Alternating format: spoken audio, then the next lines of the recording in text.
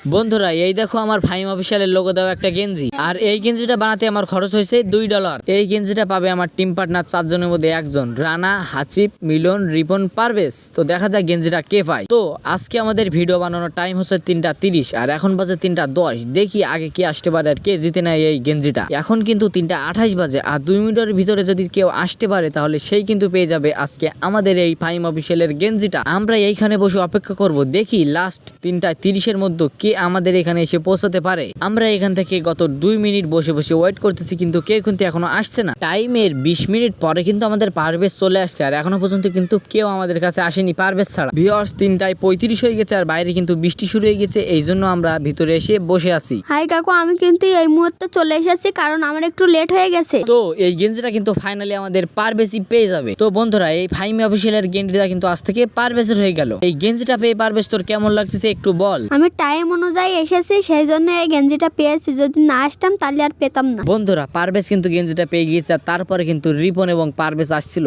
জানি না তাদের মনে কি রকমটা হচ্ছে। তো তাদেরকে আমি বলছি মন খারাপ করার কোনো প্রয়োজন নেই, পরবর্তীতে তোমরাও আগে আসলে তোমাদের জন্য আরো ভালো কিছু চ্যালেঞ্জ আছে। তো বন্ধুরা আরেকটা কথা হচ্ছে রানার জন্য। রানা তুই সবসময় অ্যাক্টিভ থাকবি, কারণ তুই এই গেঞ্জিগুলো পাওয়ার যোগ্য, কারণ তুই সবসময় ভালো পারফরমেন্স দেখাস এবং ভালো কিছু করার চেষ্টা করিস।